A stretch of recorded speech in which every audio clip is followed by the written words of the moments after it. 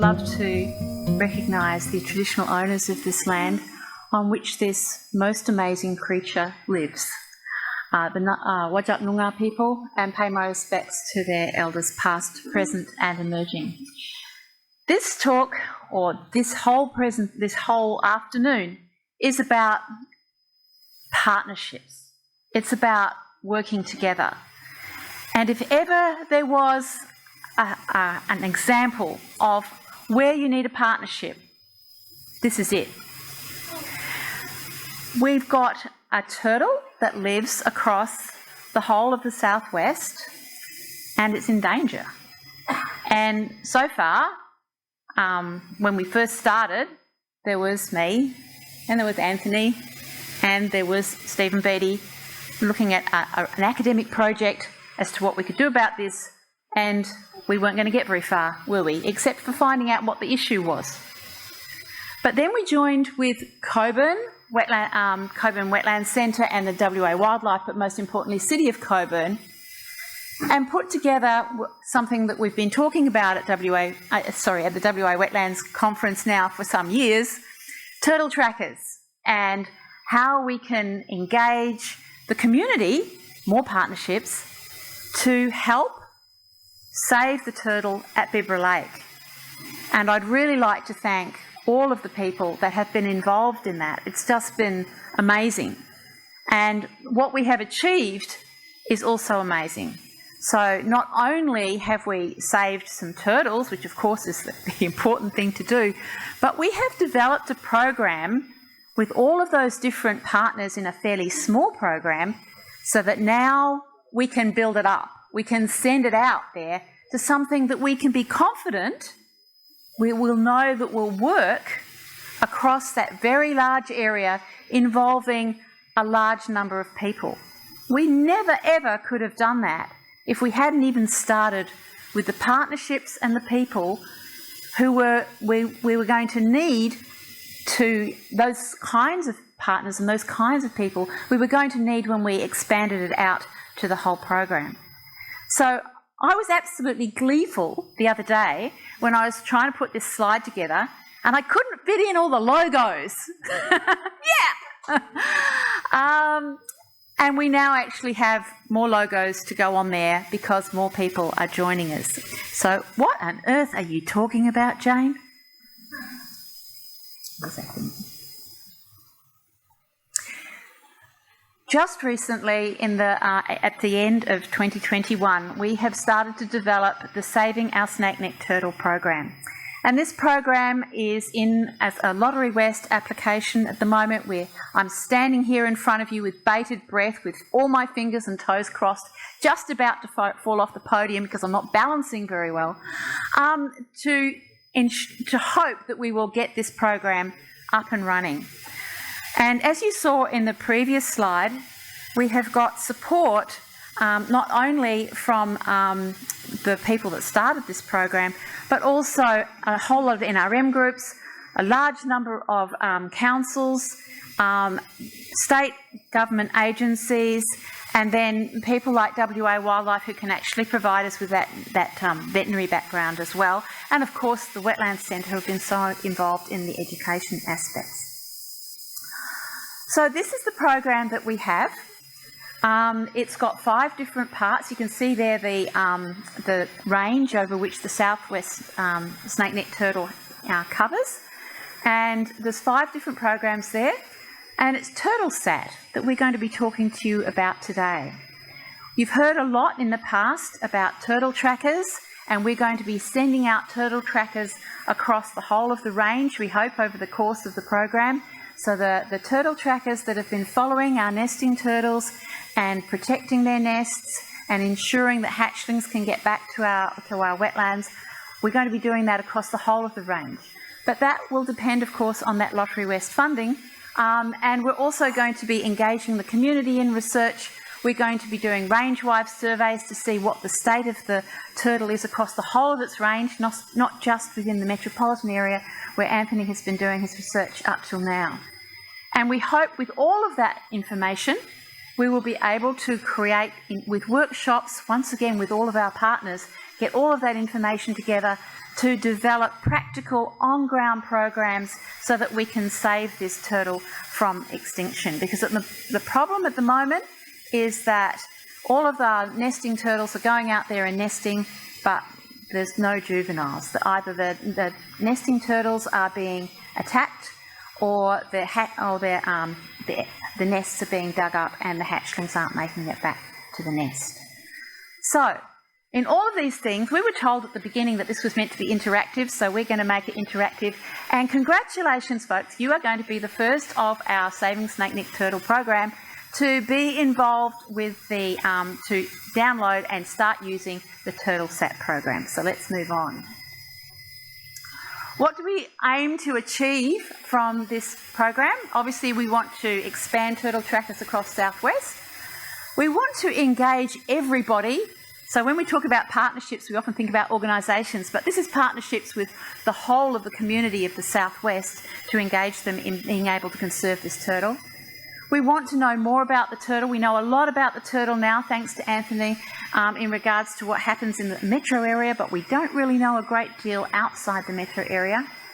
And importantly, we want to update its conservation status. It's currently listed as near threatened, but that's 25 years old, and the world has changed, and we have climate change, and we have a whole lot of other things, and the plight of the turtle is a lot more severe than it was 25 years ago. So we want to look at what are the environmental thresholds in the state of climate change. What are the things that are going to be the really major impacts that are going to affect the sustainability of turtle populations across the Southwest. And then finally, as I said, put together those management strategies. There are still a lot of turtles out there, but they're all grannies, okay? We need some babies. We need some young ones. And so we've got lots of turtles left. And if we can just get them so that they can successfully get through their reproductive cycle, we can just turn this around. It can be a real success story. We have the capacity for everyone here and across the Southwest to just make it happen, to make it so that they are no longer threatened. Which is a wonderful thing when you think most species under threat are, we're right at the very nasty end bit where, it's really difficult to make a difference. Okay. Let's talk about TurtleSAT. So we are really lucky that we've now collaborated not only within WA, but nationally with the 1 Million Turtles project, and they have already started with a whole lot of resources that are made available to us, and one of those is TurtleSAT. So TurtleSAT turns every single person into a citizen scientist and can make a difference, and we want to describe to you today how, if you download this TurtleSAT, which we want you to do like right now, if you download and use this TurtleSAT, that you significantly will be making a difference to the sustainability of this turtle species. Okay, so go for it, Anthony. Cool, alright.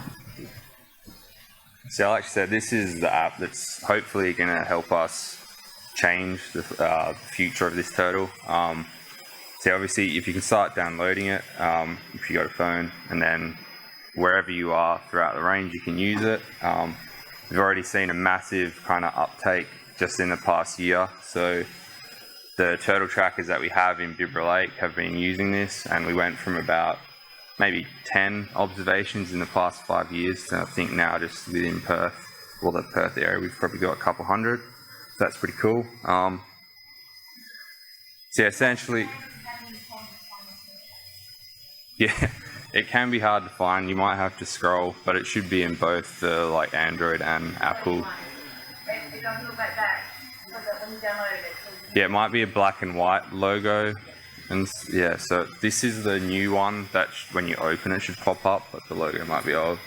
Yeah, when you download it, you can click that little person icon up the top, and then you can create an account. And then once you've created an account, you'll then see that slide on the far right.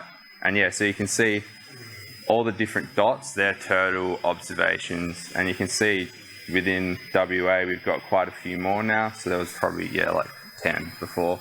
But if you look at the East Coast, that's kind of what we're hoping to get over here. So yeah, there's a couple things you can do within. It's not just turtles, it's nests, and it's not just alive turtles, it's dead turtles. Oh yeah, I'll give you all a bit to download.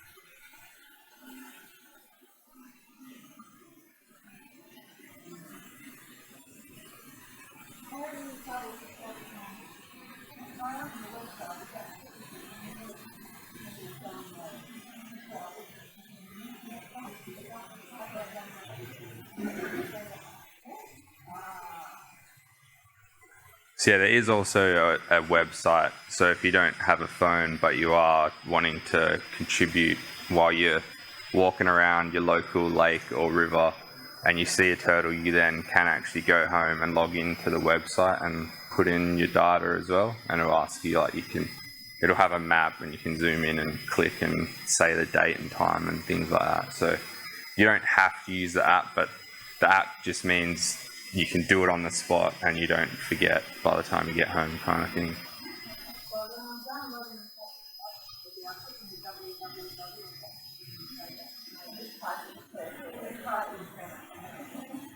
Most people got it, yeah, or yeah. Yeah. Okay, we'll continue, but you can keep downloading in the background and you can see what you can do once you've done it. Yeah, I've got a lot of screenshots of what it looks like, so yeah, you can. But yeah, so essentially so like I was saying, you can map turtles as well as nests. So if you see a turtle alive or dead, you can say it's there. Same as nests, if you actually see a turtle nesting, you can say there was a nest there. You can say you've protected it. That's another thing we'll talk about later. Or if you find a nest that's been dug up, you can log that as well, because that's all going to be like super helpful for us. Because like we said, we're wanting to map the full range of the species and see how the turtles are doing throughout the range. So if we get people using this from Jurien Bay all the way down to Fitzgerald River National Park, which is basically the supposed range, based off anecdotal observations as far as I can tell. I don't think it's ever actually been tested. We're hoping to map out where people are seeing these turtles as well. You can then get an indication of like kind of roughly how many, you can do a calculation to get like a relative abundance, which can then kind of help us aim to like where we should be focusing our efforts.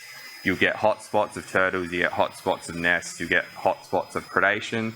So then you can coordinate management to match the needs of those areas. So different dots are different things. So you get purple dots, and that's an alive turtle. The yellowish orange kind of dots are nests. And on that far right, you might not be able to see it, but the yellow dot has a P on it, which means it was predated. So that's, the kind of map you're looking at. This is what I was just saying. We'll get that range, get the abundance, where they're nesting both successfully and unsuccessfully. So if people are seeing a lot of turtles, but then we're not seeing nests, it means that those turtles might be being spooked, or for some reason they're just not finding the habitat that they want to nest in and they're just going back to the water. So that kind of gives us things like that. So once we get all that information, we can then do something about it. So this is how you can all help. This is just a rough guide of how you use this app. So anyone and everyone, you can tell all your friends, your family, whoever you want, people you see on the bus, I don't know, you can catch the bus. More people we have using it, the more data we get, the better chance we have of helping this turtle.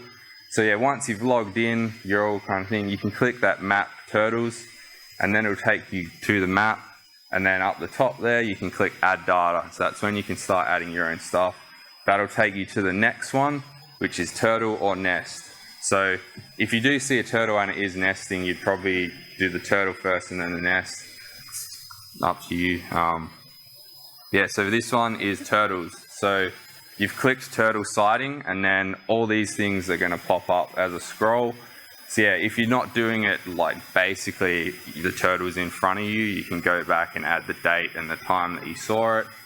And then you can either if you've got your location enabled on your phone, I know some people turn it off, it will probably give you the lat and long, or you can click on the map and you can zoom in and find where you are and click a dot.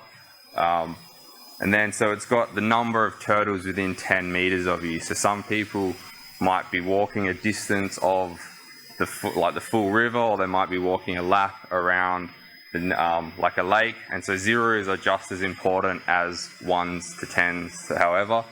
So essentially what that's just asking you is, like, if you're there, you're looking around, there might be 10 turtles or there might be 1, but it's just in a kind of a roughly 10 meter squared area, so it's with around you, because then that tells us, on this particular section of river we're getting lots of nesting, whereas 10 meters down we're not getting any, kind of thing. It's those hot spots which will be valuable for us when we're trying to protect those nesting hotspots, buffers, hot topic of today. And then for us, there is the species type. It should be, as far as I'm aware, there's like based on your location, it should tell you, it automatically pretty much choose the species that are available to you. There are 2 in southwest WA, but really there's only 1 you'll probably see, because the swampy is in a fenced area, basically in Ellenbrook. So it's going to be the long-necked turtle that you should be seeing. That you might see invasives. I've done a lot of trapping and I've caught 4 out of about 3,000. So we're not an issue as yet, as far as I can tell. So long-necked turtle. You can click see image, but like we've pretty much got 1 species, so we know it's long neck. Turtle age, adult, juvenile, unknown. Best way to probably tell is compare the length of the shell to a Coke can. Below Coke, is juvenile. Above Coke, like length of a Coke can, is adult, and just the shell, not the neck. So a lot of people are like, I've seen a massive turtle. When we measure shells, that's just how we do it. Status, that was what I was saying about live, dead. There's also been, that option moved away from danger, so a lot of people stress out and things like that when you see turtles on the road. If it is in imminent danger, I suggest moving it. If it's on a quiet road, I suggest kind of helping it, but try to not, the less you touch these turtles, the better. So if it is just heading across the road, you're on your back street, there aren't cars, you can watch it, make sure it makes it, but the more you pick it up, the more it's probably going to stress out, the more it's probably unlikely to lay its eggs eventually. If you do have to pick it up, move it in the direction it's going, not back to the lake, because if you move it back to the lake and it hadn't nested yet, it's just going to do it all again. You're going to have a tired female. The distance that she's already travelled, she has to do again. It's just get them going where they're going. Then you can do dead turtles. So cause of death, around most of what I've seen is either crushed on a road or predated, probably by a fox, sometimes by a raven. The information helps, but just dead live is good. Gender, male, female, juvenile. Best way to tell for ours is the tail. So females have short little stumpy tails, males have long tails. If you don't know, you can, I don't know if you can. Generally, in my experience, it's mostly females, because it is this species is quite aquatic. You do get males moving, but it's generally to do with drying or refilling lakes. If it's a big storming kind of winter, like you might find males who would have moved, say around here, males potentially move from North Lake when it dries into Bibra, because Bibra has a little bit more water, and then if North Lake refills, it'll move back. It's just because there's refilling wetlands are a lot more productive, more food, or there might be more females or something in that lake, so it's kind of things like that, but generally males. Then you can go, was the turtle nesting? So that will then prompt you to add the nesting thing. Yes, no, so simple enough. You can add notes. Photos are always helpful, because that then can confirm to us, it was male or female nesting. It is actually our turtle, not invasive, which has helped over east because they've managed to get a few red-eared sliders when people have uploaded photos of them. And then you can, display to all users or not. I think as myself, I'll still be able to see it because I'm kind of the WA person for this, but you might want to hide it from everyone else if you're worried about poachers and things like that. That's that. So then same thing, but nests. So if you click nest instead of turtle, you get this. When, where, same map thing. How many you saw around you. So there might be a hot spot where there were lots of turtles nesting and a fox went through last night and there's 10 nests dug up around you. So your 10, again, gives us those locations. And then, you can kind of add more information, which you might say, I protected this nest, or if it was an actual nest, not a created one. Again, photo, things like that. You can keep going. That's pretty much that from me, Okay, so obviously there's a lot of information and it's reasonably simple to record on the app.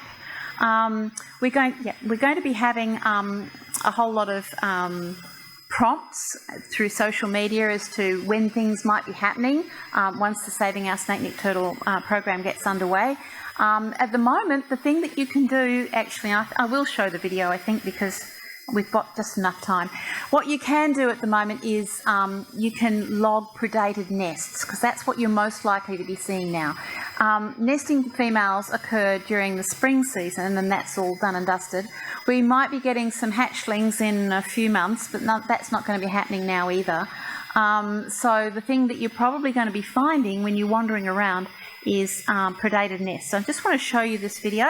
And there's lots of videos on the 1 Million Turtle website that help you identify all of these things. So I'll just show this one to you.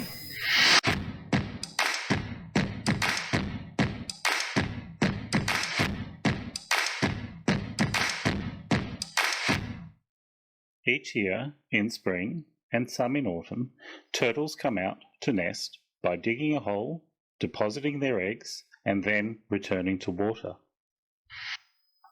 If the eggs are lucky enough to complete the incubation period, hatchling turtles will usually emerge from the nest in around about 2 to 3 months after the nest was constructed. But in most cases, foxes destroy turtle nests before those hatchlings can actually complete the incubation period and emerge from the nest. We're going to show you how to identify a destroyed turtle nest and how to record it into TurtleSAT. You can identify a destroyed turtle nest for many months after a fox has got to them, so be aware of them during your summer holidays.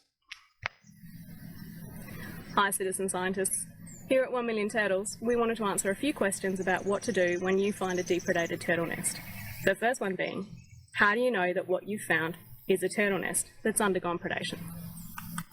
Okay, so this is a classic example of a turtle nest that's undergone fox predation. We have an excavated area where the fox has dug the eggs up from under the ground, and then we have the broken shell that the fox leaves behind after consuming the eggs. When you find these two things together, you can be sure that this is the location of the turtle nest. Sometimes though, when it's been windy, you might find just an excavated area with no shell, or you might find a little bit of shell with no excavation, because the wind has blown the shell around. That means that those sort of finds can't really be logged because they're not necessarily the exact location of the turtle nest, or if you're just finding excavation, you can't know that there was a nest there that was dug up. Could be anything that dug that hole. So, when you find these two things together, you know that you have a depredated turtle nest, and it's time to move on to the next step of logging that in TurtleSAT.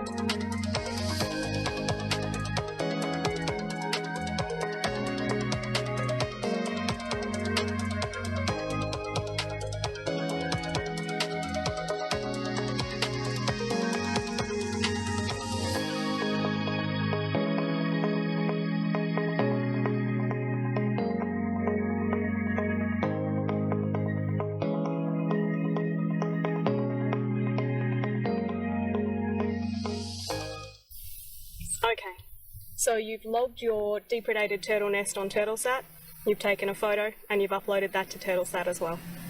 The last thing to do is to cover this nest over to make sure that it doesn't get counted a second time on TurtleSAT by someone else by mistake. Easiest way to do that is to just pop the shells back in the hole. You can use your hands, or you can put them in with your feet, and then you just cover the hole over.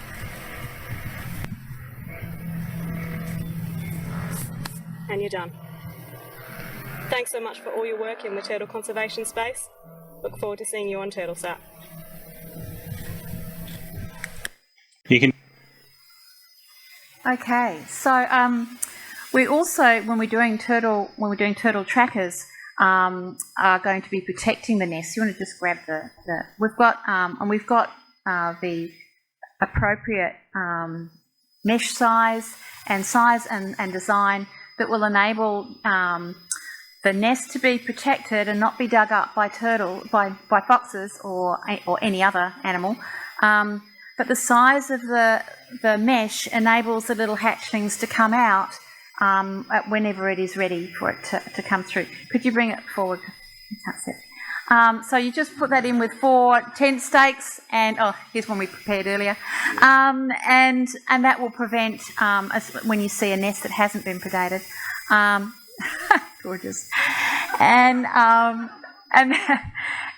that will protect, and it's a wonderful feeling because you know that there's 8 or so little hatchlings in there that now are going to live that we're going to die. So it really is quite a heartwarming feeling. Anyway, TurtleSAT that we've produced to you now, like I said, is just one part of the Saving Our Snake-necked Turtle program. So please stay tuned to social media. We'll be getting it out there. If we hear, you'll be able to hear me hit the roof anyway when we get it anyway. You'll be able to just hear it. And encourage people to download this app, please. Everyone. Mum, Dad, Granny, everyone. Just get everyone to download this app, anyone that you can possibly think of. If you're in schools or anything, tell all of your students, wherever you can, please spread out the message. The more people that know, the better. So, as I said, we're currently awaiting the outcome of Lottery West, and if successful, the program's going to run for this season. And hopefully it will run from then on. All right, so thank you very much.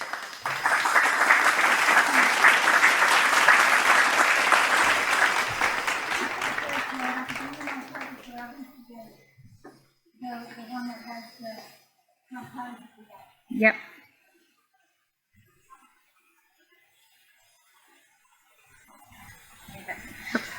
Quick question. Can you just show how you use the mesh, because that's a bit different. I was a turtle tracker from a few years ago, and this is the evolution of turtle trackers. We've learnt a lot over the time. We used to have specialised people to come and do the caging because we used to dig up the nests, and now we don't want to do that. Because obviously it's invasive. So we found out that this works just as well. So basically what you're doing is just putting this 50 by 50 centimetre area of mesh over the top of the nest, and then putting it down in the 4 corners with tent pegs. And then it's a good idea to just brush over a little bit of mulch or something over the top so it's not really obvious what's there. That's much easier. That's good. Yep. The next thing is probably a comment. I keep doing this, don't I? On the video there, it said about closing the nest after you've finished recording it. I'm just being a smart aleck here, I suppose. Wouldn't it be better to leave the nest there? If someone else logs it, that's verification of the data? Well, no, because doubling up? Well, if we get 2 things in the same place, we don't know whether there are actually 2. They might be really quite close together. Okay. Or that, because quite often these things are like under shrubs or something, and somebody might have found another one. If we get 2, we won't know whether it's 1 or 2. Yeah.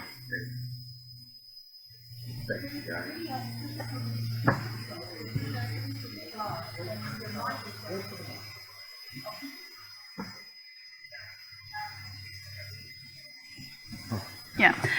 You sort of alluded to it at times, but just really curious about how you're going to be doing the quality assurance and control of the data coming through, because people will interpret things in different ways. We're not, the questions are really specific. Sorry. The questions are really specific, and we're hoping that with the number of questions that are being asked and the specificity of the questions, that the amount of error won't be large. And we hope and also there'll be the photos, we can check out what they've done. So we really encourage people to take photos. Unfortunately, we're out of time, but doesn't mean to say they're here. There's a couple of questions, so you can certainly take that opportunity. It's a great program. I'm sorry I had to step out for administrative reasons, but I'm familiar with the program, and it's fantastic.